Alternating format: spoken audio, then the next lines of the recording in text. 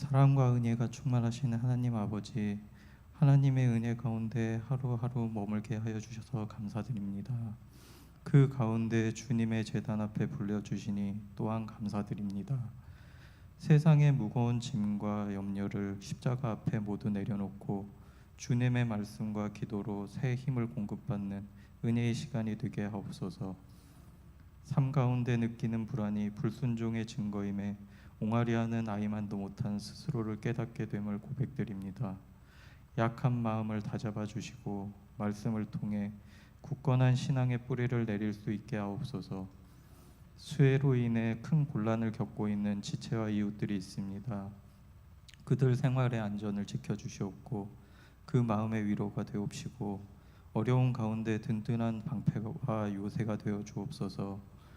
또한 우리에게 가뭄의 해갈에 감사할 수 있는 마음과 고통받는 이웃을 살필 수 있는 마음을 함께 허락하여 주옵소서.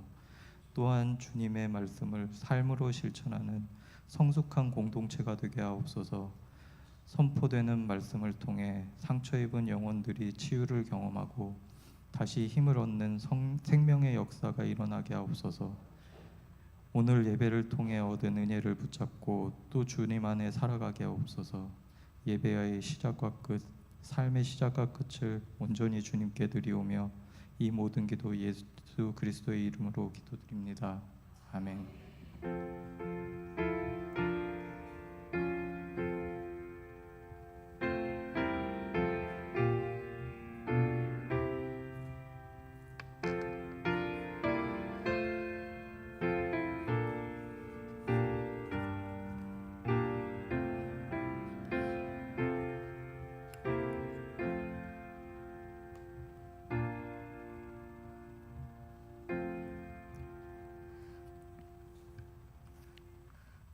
하나님 말씀 사도행전 8장 29절에서 40절입니다.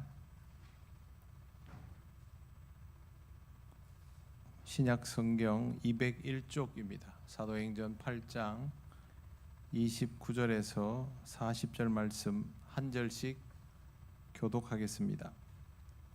성령이 빌립더러 이르시되 이 수레로 가까이 나아가라 하시거늘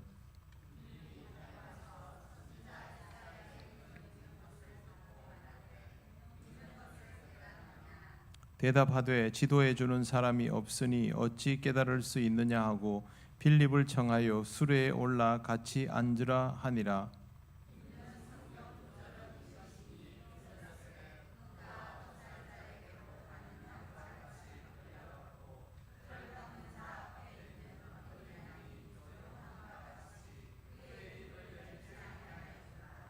그가 굴욕을 당했을 때에 공정한 재판도 받지 못하였으니 누가 그의 세대를 말하리요. 그의 생명이 땅에서 빼앗김이로다 하였거늘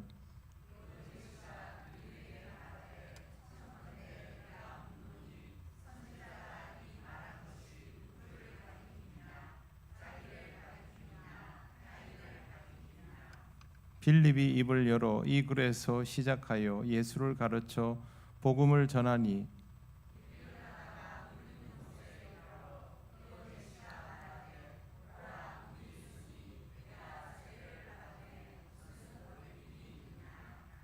이에 명하여 수레를 멈추고 빌립과 내시가 둘 다 물에 내려가 빌립이 세례를 베풀고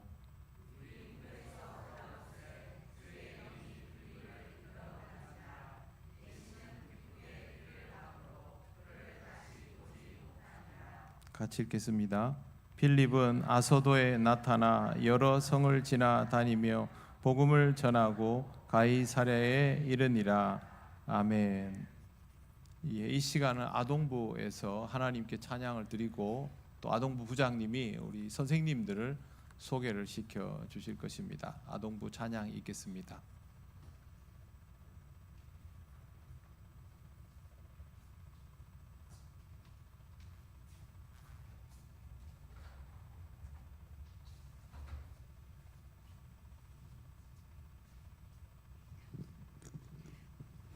네, 저희들이 특송 준비를 했는데요. 율동을 좀 할 거라서 근데 네, 네. 율동을 할 건데 율동이 되게 간단하거든요. 그래서 보시기만 하면 너무 지루하실 거라서 같이 좀 해주셨으면 감사하겠습니다. 특히 저희가 사랑의 총을 많이 쏩니다. 같이 많이 쏴주세요.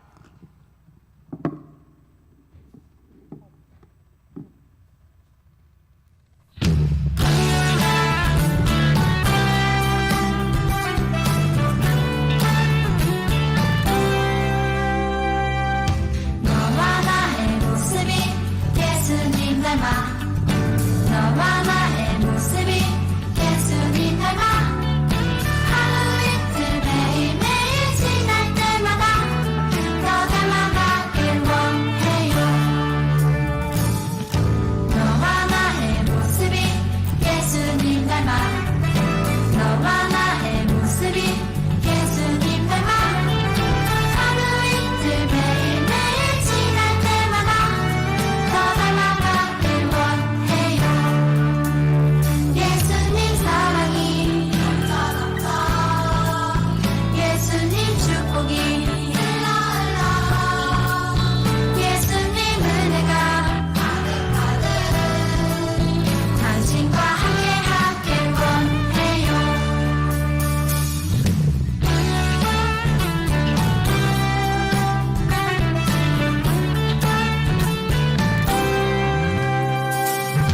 너와 나의 모습이 예수님 닮아 너와 나의 모습이 예수님 닮아 하루 이틀 매일매일 지날 때마다 더 닮아가길 원해요. 너와 나의 모습이 예수님 닮아 너와 나의 모습이 예수님 닮아 하루 이틀 매일매일 지날 때마다 더 닮아가길 원해요. 예수님 사랑이 넘쳐 예수님 축복이 흘러 예수님 은혜가 가득가득 당신과 함께하길 원해요. 예수님 사랑이 넘쳐 예수님 축복이 흘러 예수님 은혜가 가득가득 당신과 함께하길 원해요. 당신과 함께하길 원해요. 당신과 함께하길 원해요.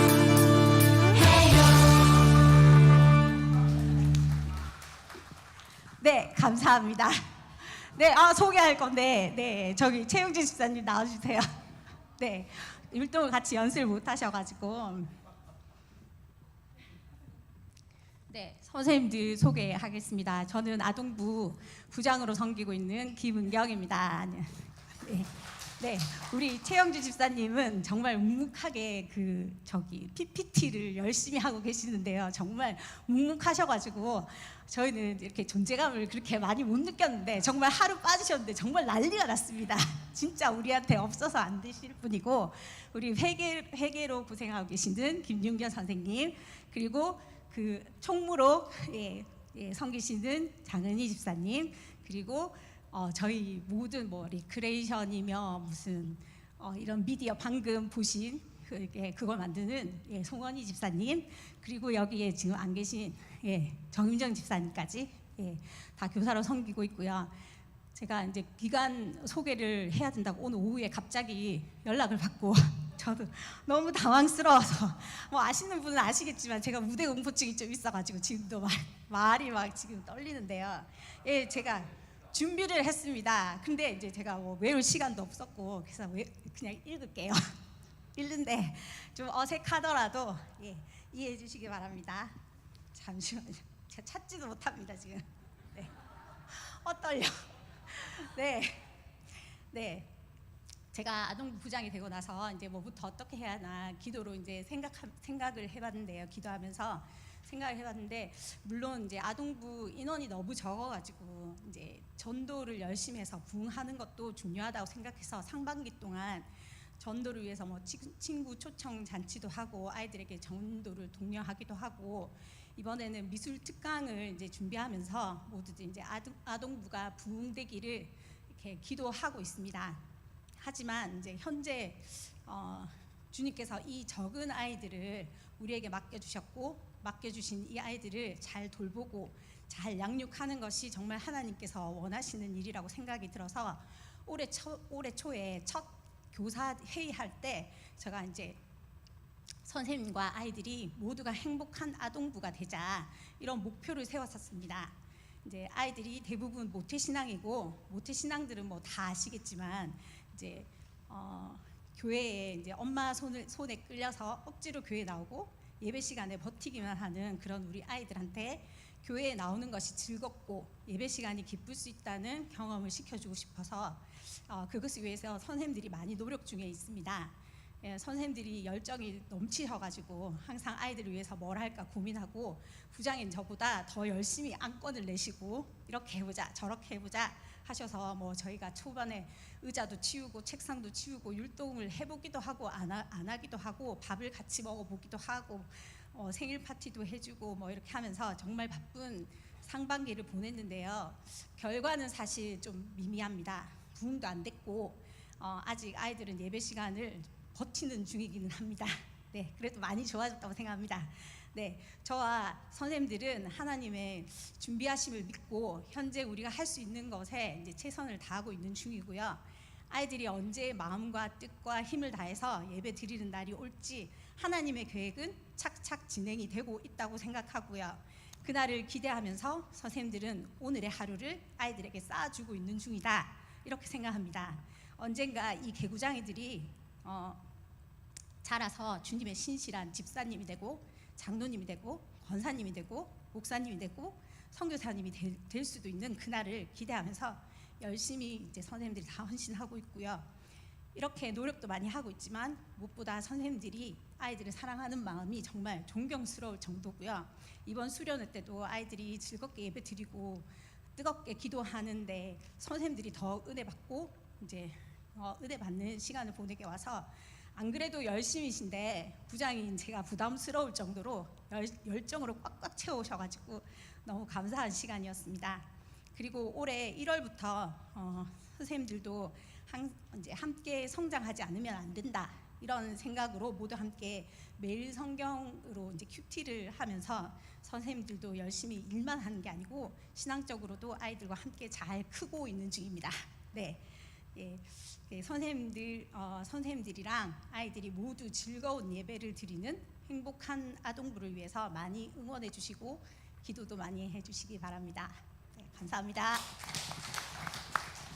우리 아동부 교사들이 얼마나 수고하는지 여러분 잘 모르실 수 있기 때문에 이렇게 나오시라고 해서 했고 제가 3시에 알려드렸는데 그 사이에 많이도 준비를 하셨네. 저는 이 수고의 열매를 하나님이 주실 거라고 믿습니다. 네, 좀 쉽지 않은 시기는 잘 견뎌 나가면 되고 여러분 보신 것처럼 선생님들 아이들 믿고 맡겨도 될 만한 분들이잖아요. 그래서 여러분 손주들 자녀들 또 이웃에 있는 아이들을 얼마든지 교회로 보내주시면 정말 온 마음 다해서 품을 수 있는 선생님들이니까 평소에도 늘 기억하고 그렇게 기도하고 해주시면 좋겠습니다. 지금 우리 아동부를 위해서 한 1분만 같이 기도하고 제가 마무리 기도를 하겠습니다. 다 같이 기도드리겠습니다. 하나님 아버지 은혜를 감사합니다. 사랑하는 아동부를 하나님께서 늘 품으심에 감사를 드립니다. 주님의 마음을 가지고 그 자리를 지키며 아이들을 늘 품고 있는 우리 선생님들을 기억하시고 하나님의 은혜와 지혜를 더하여 주시며 하나님 이 수고로움에 아름다운 열매가 있도록 인도하여 주옵소서. 무엇보다 우리 귀한 아동부 아이들이 정말 주님을 만나며 성장하는 시간들을 통해 하나님 쓰실 귀한 생명으로 자라나게 하시고 하나님 아버지 우리 아동부가 생명을 품는 요람이 되게 하셔서 하나님께서 보시기에 참으로 아름다운 영적 공동체가 되게 하여 주시옵소서. 하나님께서 모든 것을 인도하여 주실 줄 믿습니다. 거룩하신 하나님 아버지, 하나님께서 허락하신 우리 통영교회 아동부가 정말 행복한 아이들, 행복한 선생님들로 가득한 공동체가 되게 하시고 하나님이 주신 은혜 안에서 함께 아름답게 성장하고 성숙하며 서로를 기쁘게 하고 생명을 품을 수 있는 요람이 되게 하여 주옵소서. 기도와 눈물과 수고와 애씀이 헛되지 아니하고 하나님 기뻐하시는 아름다운 영의 열매로 맺히게 하여 주시옵소서. 예수님 이름으로 기도드립니다. 아멘. 네, 감사합니다. 네, 제가 그 아동부에서 말 안 듣고 크던 사람 중에 한 명입니다. 그래서 희망을 가지고 잘 지도해 주시면 또 앞으로 좋은 일꾼들 많이 배출될 것입니다. 네, 오늘은 인쇄물 받으셨지요? 네. 중간중간에 제가 보여드릴 텐데요. 네. 오늘은 시간이 좀 지났으니까 제가 조금 압축해서 설명을 드리겠습니다. 먼저 우리가 기억해야 될 표현 주제어가 있는데요. 결단은 성령께서 이루신다입니다. 한번 따라해 보시겠습니다. 결단은 성령께서 이루신다. 네, 전도자는 설득하는 사람이 아니라 진리를 증언하는 사람입니다. 사람을 설득할 때는 기술이 필요하지만 진리를 증언할 때는 진리를 확실하게 가지고 있는 게 필요하고요. 그 다음에 성령님은 진리의 영이기도 하십니다. 그렇기 때문에 성령님과 함께 해야 됩니다. 사람의 수고와 노력만으로는 복음이 전해지지를 않습니다. 우리가 제일 먼저 이 전도하는 것과 상대방을 내 기술로 설복시키는 것의 차이를 구별할 줄 알아야 합니다. 그리고 성령의 임재를 기억할 수 있어야 합니다. 한 초등학생이 아버지와 함께 별을 바라보고 있습니다. 아버지가 아이에게 말합니다. 저 별이 참 아름답지? 아이가 고개를 끄덕입니다. 그런데 아버지가 별을 만들어 주지는 않습니다. 만들 수 없으니까요. 그러면 저 별이 아름답지 종이로 별을 하나 접어서 주는 것, 그것도 의미 없습니다. 진짜 별은 아니니까요. 아버지가 할 수 있는 일은 저 아름다운 별을 보도록 해주는 겁니다. 저게 진짜니까요. 우리가 복음을 전한다라는 말은요, 진짜를 보여주는 겁니다. 우리가 진짜가 될 수는 없죠. 우리가 가진 것이 다 전부는 아니죠. 우리도 경험하는 거죠. 그걸 보게 해주는 것. 우리가 진리에게로 인도해 줄 수 있죠. 진리 앞으로 갈 수 있도록 진리의 영을 통해서. 그런데 그 다음은 성령님이 하십니다. 복음을 전할 때 절대 내가 저 사람을 어떻게 할 수 있는 능력이 있다라고 착각하면 안 됩니다. 안 된다라는 걸 다 인지하고 해야 됩니다. 여러분 복음 전하는 분들이 복음 이렇게 꼭 보면 이렇게 전도해서 데리고 오는 분들이 다른 분들이 보기에는 저 사람이 능력이 되게 출중한 것 같죠. 나는 매번 실패하는데 그 사람은 교회로 데리고 온단 말이죠. 근데 알고 보면 그 사람은 더 많이 실패하는 사람입니다. 그런데 더 많이 시도해서 그렇게 하나님 앞으로 인도하는 일이 성사되는 겁니다. 다른 분들은 안 될 일이라고 생각하고 시도도 안 하는 경우가 훨씬 더 많습니다. 우리는 믿음을 만들어내는 사람이 아닙니다. 예수님을 보도록 돕는 사람입니다. 전도하라는 것은 그렇게 예수님을 보도록 돕는 사람이라는 것을 꼭 기억을 하시고, 전도할 때 제일 조심해야 될 게 내가 반드시 이 사람을 믿게 만들어야 한다라는 부담을 가지지 마십시오. 제가 여러 번 말씀드렸지만 여러분이 교회에까지 데리고 나오는 건 여러분이 할 수 있습니다. 그죠? 그 사람을 진짜 그리스도인 만드는 거는 누가 합니까? 하나님이 하시는 일입니다. 그건 우리가 할 수 있는 일이 아닙니다. 우리는 초청하고 권면하고 인도하고 그렇게 하면 됩니다. 그 다음에 우리가 좋은 교회를 이루어가고 있으면 되는 거죠. 내가 해야 된다고 생각하니까 계속해서 설득해야 된다는 부담을 가지는 것이죠. 요한복음 3장에서 니고데모가 예수님께 질문을 합니다. 사람이 늙으면 어떻게 다시 태어납니까? 예수님이 너는 그것도 모르냐라고 하지 않으셨습니다. 차근차근 설명해 주셨죠. 왜? 니고데모는 그걸 알 수 없는 사람이거든요. 예수 믿지 않는 사람이 우리가 알고 있는 성경의 지식들을 알 리가 없지 않습니까? 그러면 우리는 하나하나 설명해 주고 알려줘야죠. 예수님께서 사람이 물과 성령으로 나지 아니하면 하나님 나라에 들어갈 수 없다라고 하시며 그때부터 설명을 시작합니다. 설득을 하시는 게 아니고 우리는 설명해 주면 됩니다. 그리고 그 설명 가운데 나의 경험이 들어가 있으면 되는 것이죠.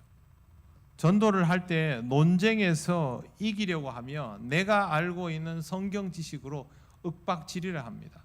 이단들이 이걸 잘합니다. 여러분 이단들에게 넘어갈 때 보면 다 이렇게 궁지에 몰려서 하죠. 뭐가 뭔지도 모르고. 전도는 그런 방식으로 하는 것은 아닙니다. 전도는 그것보다는 대화를 편안하게 하는 것이 필요합니다. 마음을 얻기 위한, 상대방의 마음을 열기 위한 대화를 하는 것이 필요합니다. 그렇기 때문에 전도의 방법에 있어서 항상 우리는 논리적으로 누군가를 설득하고 또 체계적인 정보들을 일목요연하게 가지고 있는 것, 그걸 가지고 도구로 삼기보다는 상대방의 감정 상태를 먼저 볼 필요가 있습니다. 예수님께서 하실 때도 항상 그런 방식으로 하셨습니다. 이 사람의 상황에 맞는, 지난 시간에도 말씀드렸지만 니고데모에게는 니고데모에게 맞는, 우물가의 여인에게는 우물가의 여인에게 맞는, 중풍병자에게는 중풍병자에게 맞는 그런 접근을 하셨다라는 거죠. 그래서 논쟁 중심이 아니라 마음 중심으로, 마음 중심이라고 해가지고 상대방에게 맞춰주기만 하라는 말은 아닙니다. 왜 그러냐 하면 우리가 이미 신앙으로 복음의 중심을 잡고 있으면 마음 중심이라고 해서 무조건 좋은 게 좋은 거고 그렇게 하지는 않습니다. 다만 정제된 언어, 선량한 언어를 사용해서 상대방의 인격과 감정을 존중해주는 그런 태도가 필요하다라는 거죠. 그래서 이거 잘 하시는 분들은요, 평소에 대화도 그렇게 합니다. 누가 얘기하면 항상 그 사람을 똑바로 쳐다보고 한마디라도 하면 아 그렇습니까? 그렇군요. 그럴 수도 있겠군요. 이런 표현들을 익숙하게 사용할 줄 압니다. 그런 것들을 꼭 할 필요가 있고요. 그 다음에 누가복음 10장 25절에서 37절에 보면 율법학자와 예수님의 대화가 나오는데요. 율법학자가 예수님을 시험하려고 질문을 합니다. 그런데 예수님이 답을 말씀하시지 않고요. 도리어 질문을 합니다. 율법에 무엇이라 기록되었으며 내가 어떻게 읽느냐라고 질문을 하십니다. 이걸 문답법이라고 합니다. 소크라테스가 즐겨 사용하던 방법도 문답법인데 소크라테스는 사실 상대방을 꺾는 게 목적이었습니다. 논리적으로. 그런데 예수님께서 이렇게 하시는 것은 상대방을 꺾는 게 목적이 아니라 스스로 생각하고 올바른 판단에 이를 수 있는 기회를 주신 겁니다. 자기가 이미 알고 있는 것들에 대해서 말하게 함으로 예수님께서 말씀하시려는 내용이 무엇인지를 깨닫게 하려는 거죠. 그래서 여러분 전도할 때 질문 잘하는 기술이 필요합니다. 당신은 어떤 부분이 정말 힘듭니까? 지금 당신에게 정말 필요한 것들은 무엇입니까? 하나님께서 당신을 도울 수 있다면 뭘 도와주시면 좋겠습니까? 그게 어떤 것입니까? 이런 질문들을 던질 수 있는 게 필요합니다. 그게 아니고 일로 앉아봐라 해놓고 성경을 막 창세기 1장에는 마태복음 15장에는 이렇게 한다고 해서 그 사람이 그걸 알아들을 수가 없습니다. 제가 여러분 앉혀놓고 막 신학 얘기를 막 하면 여러분이 들을 때는 고개를 끄덕끄덕 하더라도 이 예배당 문을 열고 나서는 순간 다 잊어버리지 않겠습니까? 불신자들은 오죽하겠습니까? 그렇기 때문에 그런 방식보다는 대화를 자꾸 주고받도록 상대방이 말을 하도록 그렇게 만들어 가는 것이 필요합니다. 그리고 앞서 말씀드린 것처럼 성령께서 사람의 마음을 여신다라는 것에 대해서 반드시 의식하여야 합니다. 사도행전 2장에 베드로가 설교하는 장면이 나옵니다. 그때 사람들이 우리가 어찌할꼬라는 반응을 보였습니다.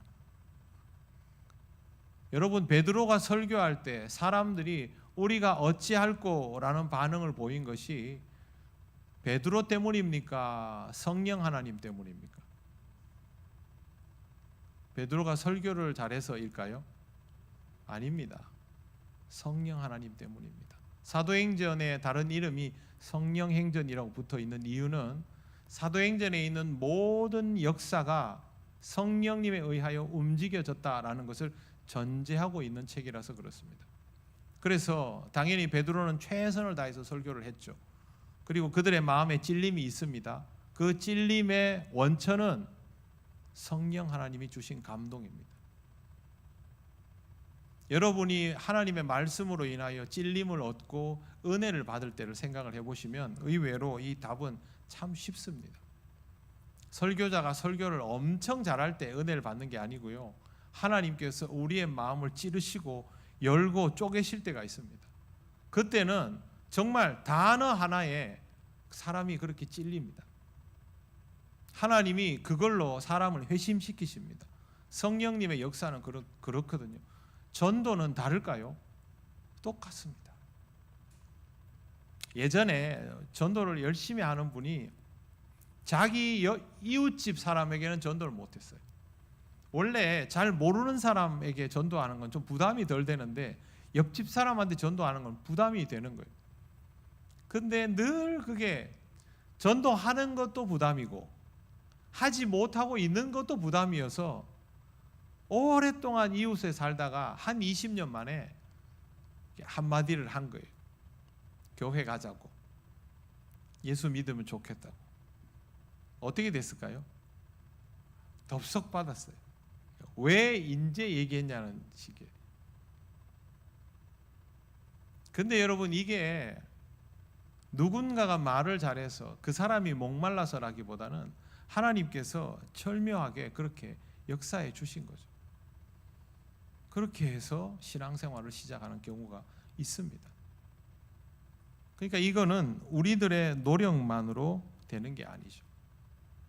여러분, 복음을 전할 때는 성령님의 능력을 의식하고 믿고 전해야 됩니다. 설교자가 설교를 할 때도 자기가 설교를 준비하고 수고하고 애쓴 것으로 승부를 걸겠다 하면 그 사람은 어리석은 사람입니다. 저도 엄청나게 많이 실패해 봤습니다. 제가 언제 설교를 많이 망쳐봤냐 하면요, 공교롭게도 그날 아침에 이 정도면 누가 들어도 훌륭한 설교야, 그런 날은 어김없이 설교를 망쳤습니다. 그걸 제가 몇 번 경험하고 나서부터는 지금까지 단 한 번도 그런 생각을 하지 않습니다. 그럴 수가 없습니다. 하나님 말씀 전하는 것도 복음을 전하는 것도 똑같습니다. 우리는 우리가 해야 될 수고와 최선을 다하면 되는 겁니다. 그리고 그 나머지는 성령께서 하시는 것입니다. 자, 그러면 우리가 뭘 해야 하냐 하면요, 마가복음 10장을 한번 찾아보시겠습니다.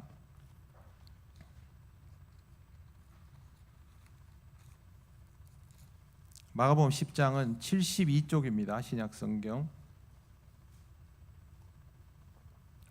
10장 17절에서 22절 말씀,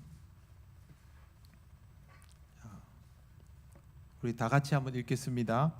예수께서 길에 나가실새 한 사람이 달려와서 꿇어앉아 묻자오되 선한 선생님이여 내가 무엇을 하여야 영생을 얻으리까? 예수께서 이르시되 내가 어찌하여 나를 선하다 일컫느냐? 하나님 한 분 외에는 선한 이가 없느니라.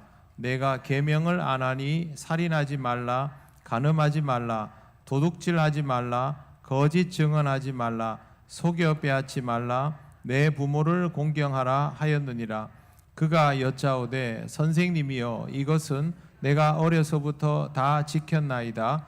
예수께서 그를 보시고 사랑하사 이르시되 내게 아직도 한 가지 부족한 것이 있으니 가서 내게 있는 것을 다 팔아 가난한 자들에게 주라.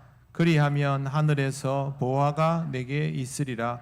그리고 와서 나를 따르라 하시니 그 사람은 재물이 많은 고로 이 말씀으로 인하여 슬픈 기색을 띠고 근심하며 가니라. 아멘.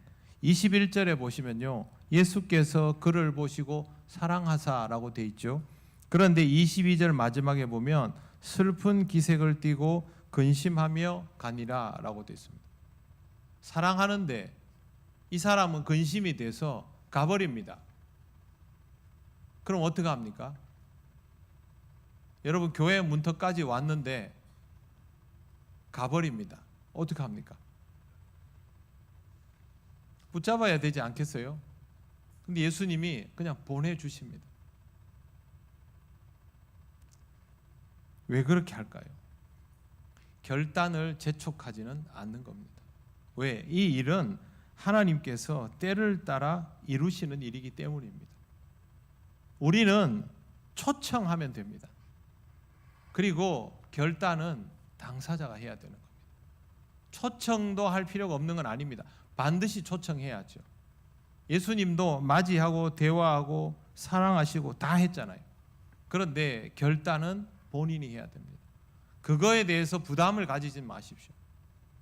사랑하는 마음과 초청하는 자세가 우리에게 필요하다라는 것, 그걸 꼭 기억하시기를 바랍니다.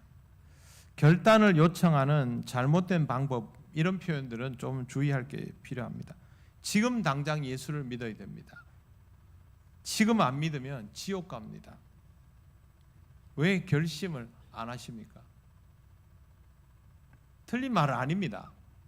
그런데 이걸 내가 마음대로 할 수 있느냐 하는 것이죠.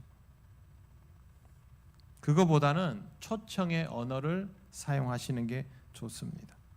오늘 들은 이야기 중에 가장 마음에 남는 게 무엇입니까? 예수님에 대해서 더 궁금한 것은 없으십니까? 성경을 읽고 싶은 마음은 없으십니까?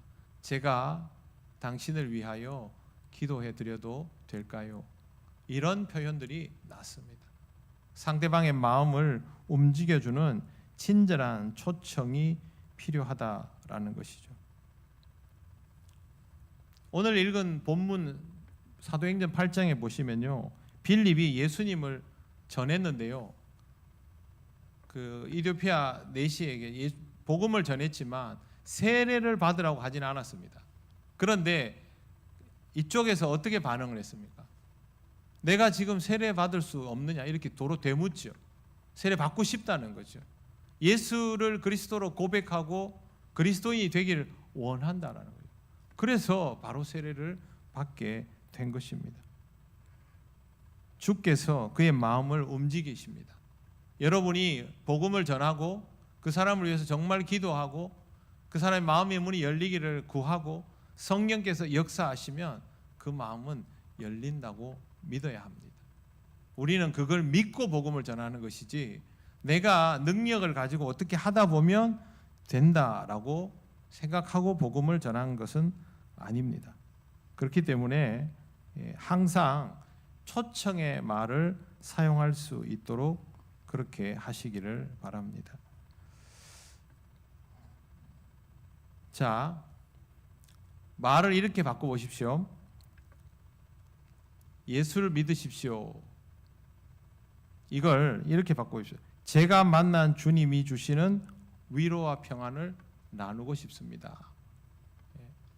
주님이 주시는 위로와 평안을 나누고 싶습니다. 이걸 한번 따라해 보십시오. 시작. 옆에 분에게 한번 얼굴 보면서 주님이 주시는 위로와 평안을 나누고 싶습니다.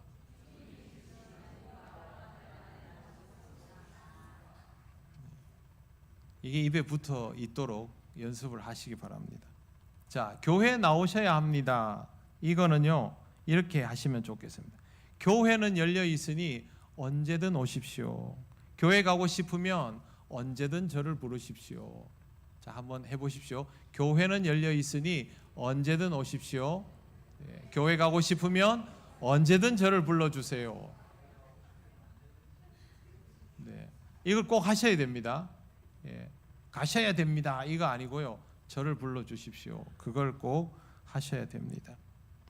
자, 믿지 않으면 안 됩니다. 이걸 어떻게 바꾸면 좋을까요? 예수 믿어야 됩니다. 믿지 않으면 안 됩니다. 큰일 납니다. 이걸 틀린 말 하나도 없죠. 다 맞는 말인데 어떻게 바꾸면 초청의 언어가 될 수 있을까요? 그땐 여러분이 증언을 하시면 됩니다.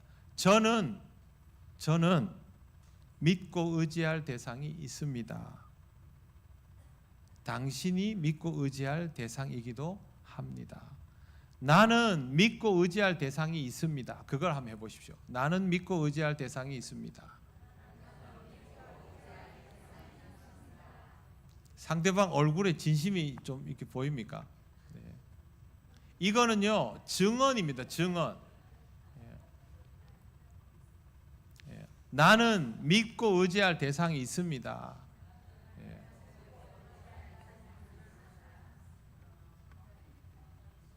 아까 우리 한 번 더 했던 거 있죠? 그거 제가 당신을 위하여 기도해 드리겠습니다. 기도해 드려도 될까요? 이 표현 한번 해보세요. 제가 당신을 위하여 기도해 드려도 될까요?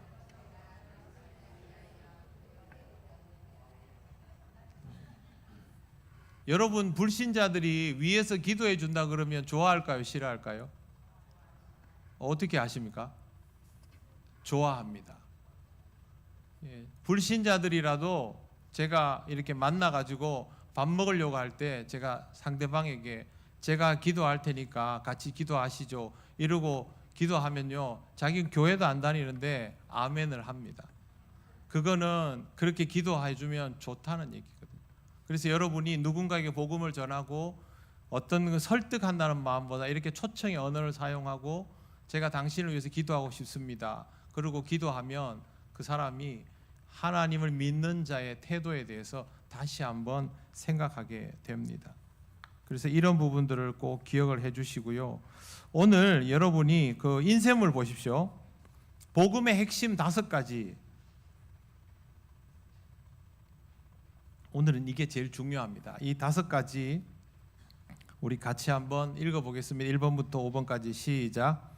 하나님은 우리를 사랑하신다. 죄가 하나님과 우리를 갈라놓았다. 예수께서 십자가에서 대신 죽으셨다. 예수님께서 부활하셨다. 믿는 자는 영생을 얻는다. 아멘. 5가지 이거를 여러분이 입력을 해 놓으셔야 됩니다. 왜 그러냐 하면 복음을 전할 때 이 5개가 들어가야 됩니다. 이게 그대로 이어져야 됩니다. 이게 이어지지 않으면 여러분이 상대방에게 복음의 메시지를 실제로 전할 때 그걸 전하지를 못합니다. 그래서 우리가 이 5가지 하나님이 우리를 사랑하신다. 그리고 죄가 하나님과 우리를 갈라놓았다. 그 갈라놓은 것을 예수님께서 합치려고 십자가를 대신 지시고 죽으셨다. 그리고 그 죽으신 예수께서 부활하셨다. 그 부활을 믿는 자는 영생을 얻는다. 이게 입에 붙어 있어야 됩니다. 이것을 스스로 정리해서 말할 수 없다면 여러분이 복음을 전할 대상을 만나도 예수를 믿어야 됩니다. 왜 믿어야 됩니까? 그 다음 아무 말도 못합니다. 근데 여러분 이거 외워서 해야 될까요? 이해되어야 할까요? 이해되어야 합니다. 성경 구절은요 이해되면 암송이 됩니다. 그렇게 이해하셔야 됩니다. 이 5개의 골격도 여러분이 꼭 그렇게 이해를 하셔야 됩니다. 복음이 무엇입니까? 복음, 복된 소리, 복된 소식이죠. 복음이라는 말은 우리가 죽을 수밖에 없는 죄인인데 살게 되었다는 소식을 받았기 때문에 그걸 복음이라고 합니다. 그런데 이 복음은요 지도가 아닙니다. 복음은 우리가 다른 사람에게 얘기할 때 어떻게 하냐 하면요, 지도를 건네주는 게 아니고 저를 따라오십시오 이래야 되는 겁니다. 그래야 여러분들을 통하여 복음을 만나고 여러분들을 따라서 복음의 길로 들어서게 되고 그렇게 주님을 만나게 되는 경로에 이르게 되는 겁니다. 여러분이 실제로 신앙생활 할 때 보면 다 이 경로를 가지고 신앙생활을 합니다. 복음이 무엇입니까에 대해서 설명할 수 있어야 하니까요, 방금 말씀드린 복음의 핵심 5가지를 가지고 항상 머릿속으로 그림을 그려놓으시기 바랍니다. 오늘 제가 나눠드린 그 인쇄물에 있죠, 5개 있죠. 그 옆에다가 여러분이 스토리를 한번 써보십시오. 요거를 풀어서 요거 그대로 1번, 2번, 3번, 4번 그렇게 쓰지 마시고 요걸 한 문장으로 얘기할 수 있도록 풀어서 오늘 집에 가서 숙제입니다. 자, 그 다음에 아까 말씀드린 것처럼 복음을 전할 때는 상대방의 결핍에서부터 출발해야 됩니다. 니고데모에게는 니고데모의 결핍, 우물가의 여인에게는 우물가의 결핍, 그게 있지요. 그래서 니고데모에게는 거듭남으로, 우물가의 여인에게는 영생할 물로, 이렇게 예수께서 접근을 하시고 중풍병자에게는 뭘로 하셨습니까? 죄사함으로 하셨습니다. 그래서 그 결핍에서부터 시작해야 되는데, 자, 단편적으로 얘기하면 이렇습니다. 누군가가 여러분 앞에서 제가 불안합니다, 그러면 여러분은 뭐라고 대답할 수 있겠습니까? 예수님께서 평안을 주십니다. 그 다음에 전 너무 외롭습니다, 뭐라고 대답할 수 있을까요? 예수님께서 함께 하십니다. 버리지 않습니다. 저는 죄책감에 시달리며 살아갑니다. 예수님은 우리의 죄를 사하여 주십니다. 그리고 죽음이 두렵습니다. 예수님은 부활이요 생명이십니다. 제가 왜 이렇게 표현을 쓰냐면요, 이 사람이 이런 상태니까 이렇게 대답을 해라가 아니고, 제가 말씀드리는 이 표현들은 실제로 예수께서 하신 말씀들입니다. 그러니까 우리가 이걸 가지고 그대로 전할 수 있어야 한다라는 것이죠. 자, 이제 두 사람씩 안 앉으셨죠? 오늘 한 번만 실습을 딱 해보고 마무리를 하겠습니다. 자, 복음에 대해서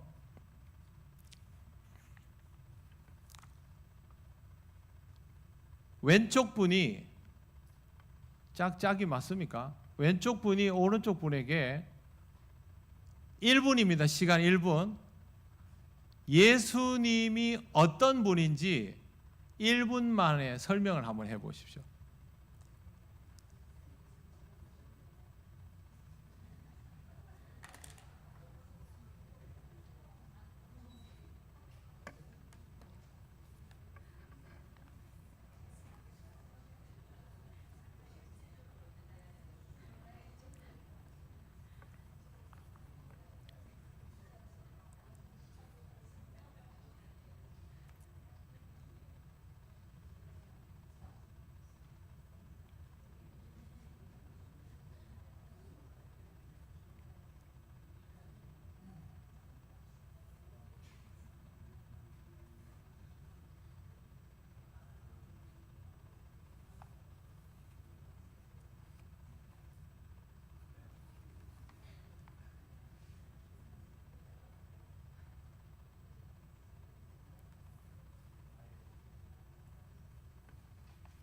설명 다 하셨습니까?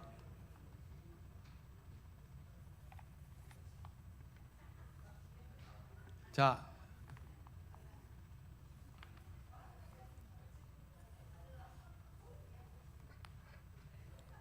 이제 저를 보시고요. 예수님 얘기 들으니까 그렇게 좋으십니까? 자, 예수님에 대한 설명을 충분히 들으셨습니까? 설명이 부족하진 않았습니까? 설명이 잘 되셨습니까? 하나님의 아들이라는 표현을 사용하셨습니까? 십자가와 부활에 대한 표현을 사용하셨습니까? 구원이라는 단어를 사용하셨습니까?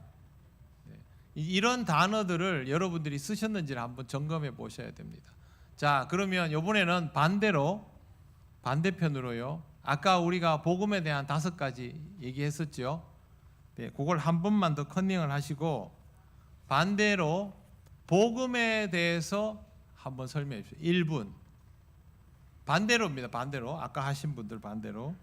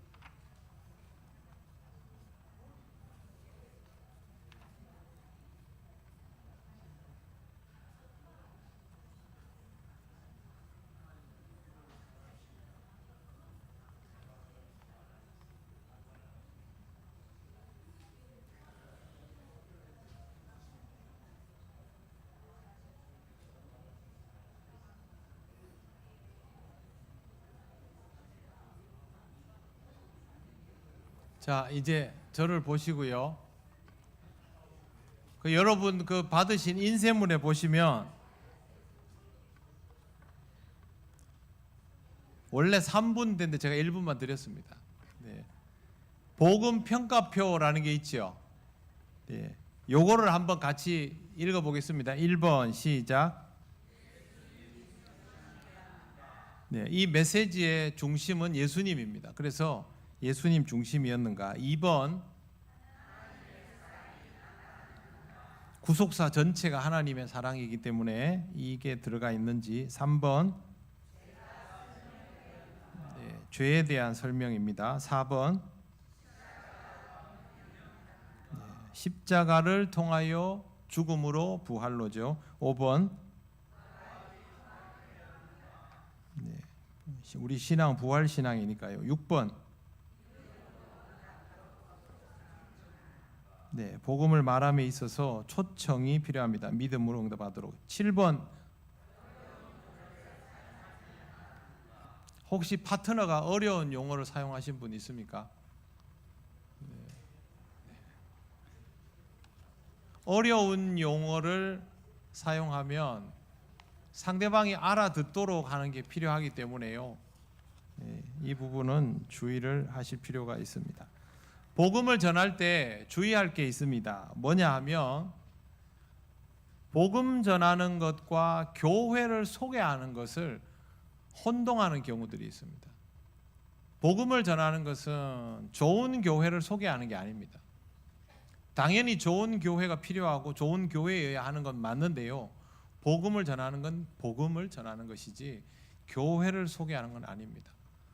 우리 교회가 좋으니까 그거는 부차적인 겁니다.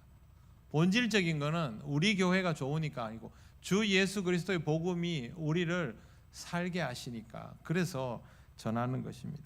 그리고 앞서 설명한 것처럼 예수님 중심의 설명이 이루어져야 하고요.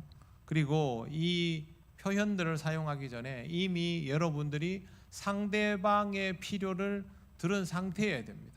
저는 외롭습니다. 저는 힘듭니다. 삶에 즐거움이 없습니다. 뭐 이런 거 있잖아요. 사람에 대한 두려움이 있습니다. 이런 얘기들을 충분히 듣고 나눈 다음에 이게 들어가야지 그냥 다짜고짜 예수 믿으세요. 교회 나와야 됩니다. 심판이 얼마 남지 않았는데 여러분은 이거 잘 모르실 수 있는데요. 서울에 지하철 타면 이렇게 막 열심히 얘기하는 분들이 있어요. 근데 간혹 가다가 그렇게 하면 상대방이 이렇게 반응을 보이는 경우가 있습니다. 근데 놀랍게도 반응을 보이면 도망을 갑니다. 그러니까 그 얘기만 하고 사라지는 거예요. 그러면 안 됩니다. 여러분 광장에서 예수 믿으세요 막 떠들었는데 누가 와서 저 예수 믿고 싶어요 그러면 어떻게 해야 됩니까? 예? 저기 교회에 있으니까 저기 가십시오 이러고 도망가면 되겠습니까? 그게 아니고 그렇게 오면 아이고 잘 됐구나 그러고 예수 그리스도에 대해서 이제 알려줘야죠. 근데 그걸 못하는 거예요. 이게 그래서 평소에 이런 부분에 대해서 준비되어 있어야 하고 오늘 제가 여러분에게 짧은 시간만 드리면서 이걸 하자고 했는데 사실은 이 표현들을 여러분이 계속 다듬어 보십시오. 예수님에 대해서 누군가가 물으면 기다렸다는 듯이 3분 안에 쫙 설명할 수 있도록 그렇게 문장을 자꾸 다듬어서 그렇게 준비되어 있으면 좋겠는데요. 이게 그냥 수려한 문장으로 다듬으라는 게 아니라 여러분의 삶의 고백이 들어가 있는 문장인 것이 좋습니다. 책에서 배운 게 아니고요. 나는 그래서 예수님을 믿고 살아가는 내 삶은 이전과는 다르며 그게 왜 기쁘고 좋은지 그게 왜 감사한지 그걸 할 수 있어야 한다는 거죠. 이 우리 신앙의 고백이기도 합니다. 그래서 여러분 복음 전하는 일에 대해서는 조금씩 더 준비되어 갈 수 있도록 그렇게 하시기를 바랍니다. 오늘은 여기까지 하겠습니다. 그리고 우리 한 가지 함께 기도하고 마무리를 하면 좋겠습니다. 제가 먼저 기도 제목을 함께 나누려 합니다. 제가 한 이틀 동안요 전화를 정말 무지하게 많이 받았습니다. 교회 괜찮냐, 통영 괜찮냐. 여러분도 지금 이 물난리로 피해를 겪은 가정들이 있고 또 우리 주변에는 엄청나게 많은 피해를 입은 분들이 많이 있습니다. 그동안 한 번도 본 적이 없는 어려운 일들이고 복구하는 시간들도 아주 오래 걸릴 텐데요. 물질적인 것들도 그거지만 이런 시간들 속에서 사람들이 힘겨워하고 우울감을 많이 느끼게 될 겁니다.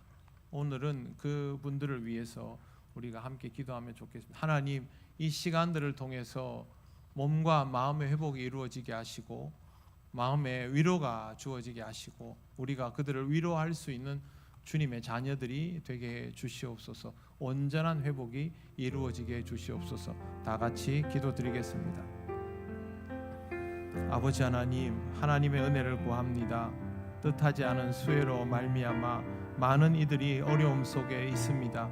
앞으로 굉장히 오랜 시간 동안 수혜 복구를 해야 합니다. 하나님 아버지, 몸을 상하고 마음을 다치며 어려움을 토로하고 있는 이 지역의 우리 시민들을 지켜주시고 하나님 아버지, 복구 일들이 잘 이루어질 수 있도록 원만히 이루어질 수 있도록 하나님께서 함께하여 주시기를 원합니다.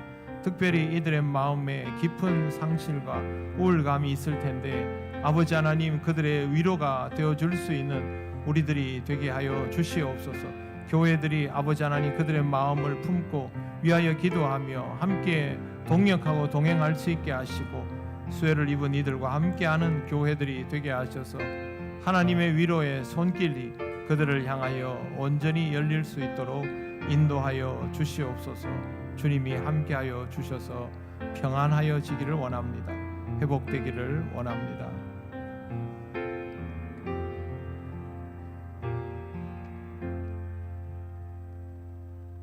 하나님 아버지, 삶의 터전을 잃고 큰 어려움에 처해 있는 이들을 불쌍히 여겨주시고 그들의 삶이 조속히 회복되며 본래의 자리로 돌아갈 수 있도록 이전보다 강건하여질 수 있도록 필요한 조치들이 원만히 잘 이루어지게 하여 주시옵소서.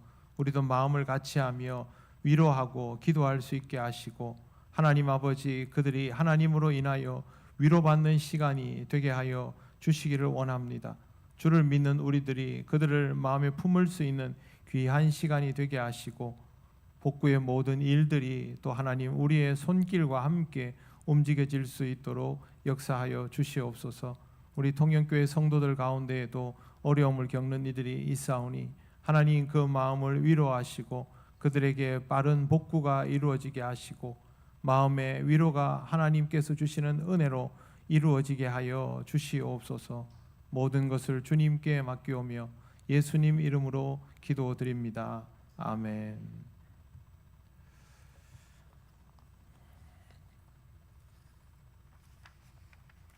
교회 소식 전하겠습니다.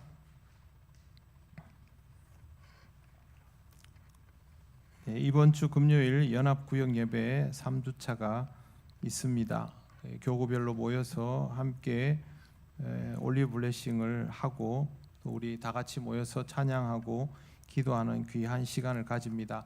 주일에 강사로 오셨던 그 최종화 교수님 말씀처럼 우리가 함께 삶을 신앙의 이야기들을 나눌 수 있다는 것이 우리 안에 생명이 있는 귀한 증거라 하였습니다. 이 시간들을 통해서 그 나눔의 기쁨을 함께 누릴 수 있으면 좋겠습니다. 오늘 아동부에서 귀한 찬양을 해주시고 또 아동부 소개를 해주셔서 감사합니다. 앞으로 다른 부서들도 이렇게 찬양을 통해서 하나님께 영광 돌리고 또 함께 기도할 수 있는 귀한 시간이 되면 좋겠습니다. 다른 광고는 주보를 참조하시기 바랍니다. 이제 우리 다 같이 주님께서 가르치신 기도를 올려드립니다. 하늘에 계신 우리 아버지, 아버지의 이름을 거룩하게 하시며 아버지의 나라가 오게 하시며 아버지의 뜻이 하늘에서와 같이 땅에서도 이루어지게 하소서.